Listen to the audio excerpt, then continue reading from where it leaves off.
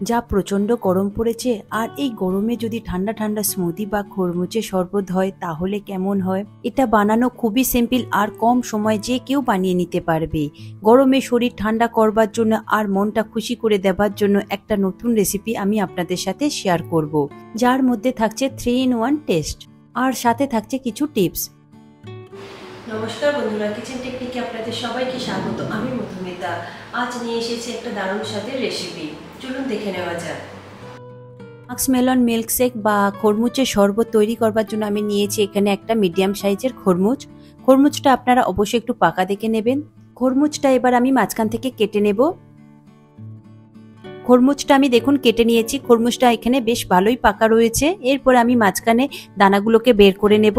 তবে এই দানাগুলোকে আপনারা চামচ দিয়ে বের করবেন, আর এই দানাগুলোকে আপনারা ফেলবেন না। এই দানাগুলো এটা আপনারা খুব ভালো করে ধুয়ে রোদে শুকিয়ে এটা চারমগজের কাজ করবে। আপনারা কোনো রকম গ্রেভি বানাতে গেলে এটাকে বেটে দেবেন, ভীষণই ভালো টেস্ট আসে।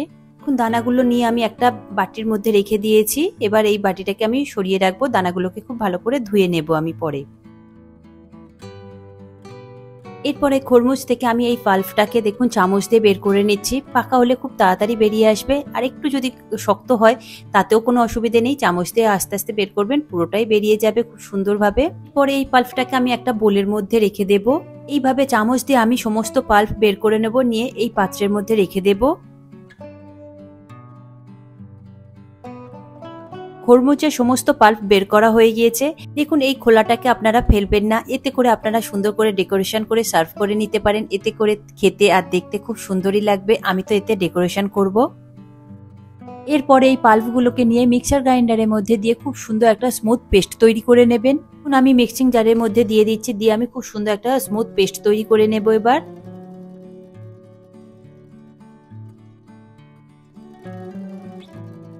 দেখুন আমি খুব সুন্দর একটা স্মুথ পেস্ট তৈরি করে নিয়েছি। ঠিক এইরকমই তৈরি করে নেবেন। মেলনের যদি ছোটখাটো টুকরো থেকে থাকে তাহলেও কোনো অসুবিধে নেই, তাতে খাওয়ার সময় ভীষণই ভালো লাগে মুখে পড়লে। এরপর আমি কিছু ড্রাই ফ্রুট নিয়েছি, যেটা ডেকোরেশনের সময় দেব, ভীষণই ভালো লাগে এটা দেখতে। আপনারা এটা ছোটভাবে কুচিয়ে নেবেন, পার্টিকুলার কোনো শেপের প্রয়োজন নেই। দেখুন 3 রকম ড্রাই ফ্রুট আমি কুচিয়ে নিচ্ছি খুব ভালোভাবে। তবে আপনাদের কাছে সব রকম না থাকলেও আপনারা এখানে কাজু বাদাম দিয়েও করতে পারেন, ভীষণই ভালো লাগবে। দেখুন আমার সমস্ত কুচানো হয়ে গিয়েছে। এরপর একটা বাটির মধ্যে আমি ট্রান্সফার করে নিচ্ছি, নিয়ে এটাকে আমি এবার সরিয়ে রাখবো। এরপর আমি একটা কড়াই নিয়েছি। কড়াইটা আমি 2 কাপ পরিমাণে জল দিয়ে দেব। জলটা একটু ভালো করে গরম হলে আমি এখানে দেখুন সাবু ভিজিয়ে রেখেছিলাম 2 থেকে 3 ঘন্টা মতন। এটা বড় দানা সাবু রয়েছে। আপনারা চাইলে এখানে ডিরেক্ট সাবুটা দিয়েও ফুটিয়ে নিতে পারেন, তাতে একটু সময়টা একটু বেশি লাগবে। আর এইটা ভিজিয়ে নিলে সাবুটা ফুটাতে খুব একটা বেশি সময় লাগবে না, 2 থেকে 3 মিনিট মতো সময় লাগবে। আর যদি আপনাদের কাছে ছোট দানার সাবু থাকে তাহলে সেটাও নিতে পারেন। এখন ভিজানো সাবুটা আমি এখানে 1/2 কাপ পরিমাণে নিয়েছি। গ্যাসের ফ্লেমটা হাইতে দিয়ে খুব ভালো করে একটু ফুটিয়ে নেব। 2 বার কি 3 বার মতো ফুটে উঠলেই দেখবেন সাবুগুলো ট্রান্সফার হয়ে যাচ্ছে। যখনই সাবুর দানাগুলো ট্রান্সফার হয়ে যাবে তখনই আপনারা ঝাঁঝরির সাহায্যে জল থেকে তুলে নিয়ে একটা ঠান্ডা জলের মধ্যে রেখে দেবেন, যাতে না সাবুগুলো ওভারকুকড হয়ে যায়। এখন আমি ঝাঁঝরির সাহায্যে তুলে নিয়ে আমি একটা বোলের মধ্যে রেখে দিচ্ছি। বোলের জলটা একটু ঠান্ডা ছিল, সেই জলের মধ্যে আমি রেখে দিলাম। এইভাবে রেখে দিয়ে 5 মিনিটের জন্য রেখে দেব। তারপরে আমি জলটাকে ঝারিয়ে নেব। এরপর মিল্ক শেকের জন্য আমি দুধটাকে খুব ভালো করে জাল দিয়ে নেব। তার জন্য আমি নিয়েছি একটা কড়াই। কড়াইয়ের মধ্যে আমি দিয়ে দেব 2 কাপ পরিমাণে দুধ। এখানে ওজন হিসাবে 500 ml দুধ রয়েছে। দুধটাকে হাই ফ্লেমে খুব ভালো করে একটু ফুটিয়ে নেবেন। যেহেতু দুধটা আমার আগে থেকেই ফুটানো, তাই খুব একটা বেশি ফুটালাম না। দুধটা ফুটিয়ে ঘন করবার কোনো প্রয়োজন নেই, 2-1 বার ফুটে উঠলেই হবে। পর একটা বোল নিয়েছি, তাতে আমি 1 টেবিল চামচ পরিমাণে কাস্টার্ড পাউডার নিয়েছি। আমি এটা ম্যাঙ্গো ফ্লেভারের নিয়েছি। আপনাদের কাছে যদি ভ্যানিলা ফ্লেভার থাকে আপনারা সেটাও দিতে পারেন। এর মধ্যে অল্প করে আপনারা একটু জল দিয়ে নেবেন, দিয়ে খুব ভালো করে একটু মিশিয়ে নেবেন। যেহেতু কাস্টার্ড পাউডার একটু তলায় বসে থাকে, তাই একটু ভালো করে মিশিয়ে নেবেন। দেখুন আমি খুব ভালো করে মিশিয়ে নিয়েছি।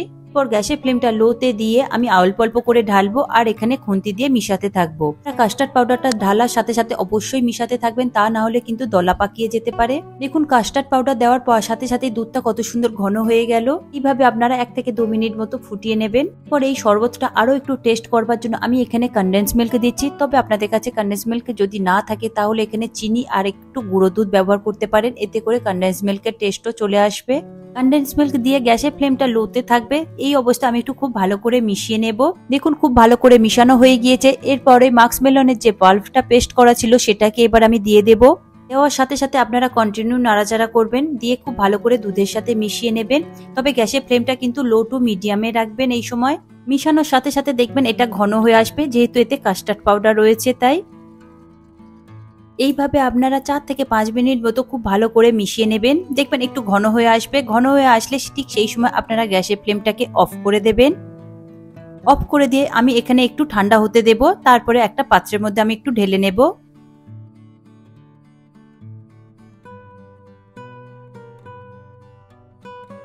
দেখুন কড়াতেই অনেকটাই আমার ঠান্ডা হয়ে গিয়েছে। এরপরে এটাকে আমি বোলের মধ্যে ট্রান্সফার করে নেব।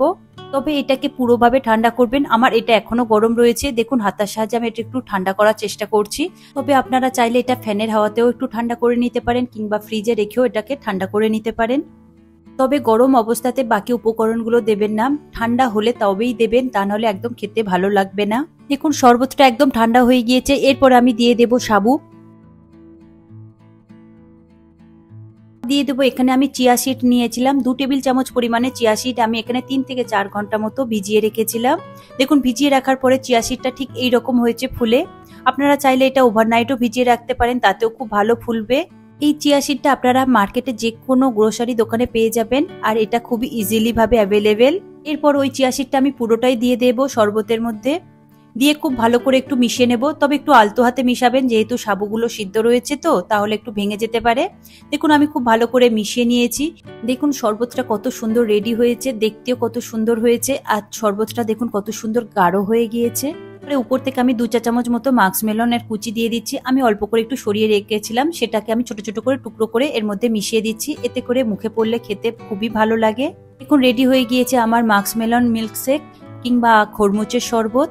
এরপরে এটা ঠান্ডা ঠান্ডা পরিবেশন করবার জন্য আপনারা এটা নর্মাল ফ্রিজে মোটামুটি 0.5 ঘন্টা থেকে 1 ঘন্টা মতো রেখে দেবেন।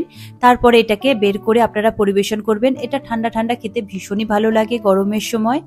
পরে আমি এটাকে ফ্রিজের মধ্যে রেখে দেব 0.5 ঘন্টার জন্য।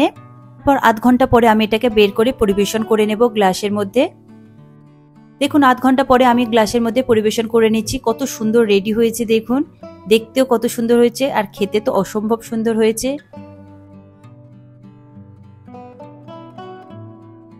দেখুন গ্লাসে আমার সব ভরা হয়ে গিয়েছে। এরপরে যে ড্রাই ফ্রুটগুলো আমি কেটে রেখেছিলাম সেগুলো উপর থেকে আমি ডেকোরেশন করে দেব। এতে করে দেখতে আর খেতে দুটোই খুব ভালো লাগবে। দেখুন ড্রাই ফ্রুটগুলো আমি দিয়ে দিয়েছি। এরপর উপর থেকে আমি মাস্ক মেলনের যে ছোট ছোট টুকরোগুলো ছিল সেই টুকরোগুলো আমি উপর থেকে দিয়ে দিচ্ছি। এতে করে দেখতে আর খেতে বড্ডই ভালো লাগবে। আপনারা এই প্রচন্ড গরমের মধ্যে এইভাবে একবার শেক বানিয়ে দেখুন বা শরবত বানিয়ে দেখুন, অসম্ভব সুন্দর খেতে হয়েছে। তবে ঠান্ডা ঠান্ডা পরিবেশন করবেন, এতে করে খুব ভালো লাগে। রোদের মধ্যে বাইরে থেকে আসলে কিংবা ঘরে থাকলেও আপনারা এটা পরিবেশন করে দেখুন, ভীষণই খেতে ভালো লাগে আর অসম্ভব সুন্দর লাগে। আপনারা ঠান্ডা ঠান্ডা পরিবেশন করবেন, কিংবা বাড়িতে যদি গেস্ট আসে তাদেরকেও দিয়ে দেখুন, ভীষণই পছন্দ করবে তারা। এই রেসিপিটি আপনাদের কেমন লাগলো কমেন্টে অবশ্যই জানাবেন। আর যদি ভালো লেগে থাকে তাহলে লাইক শেয়ার করবার অনুরোধ রইল। সাথে এই রকম সব নিত্য নতুন রেসিপি পাওয়ার জন্য কিচেন টেকনিককে সাবস্ক্রাইব করে রাখবেন। আজ তাহলে এই পর্যন্ত, আবারও দেখা হবে অন্য কোনো রেসিপির সাথে। সবাই ভালো থাকবেন, সুস্থ থাকবেন, আর ভিডিওটি পুরো দেখার জন্য অসংখ্য ধন্যবাদ।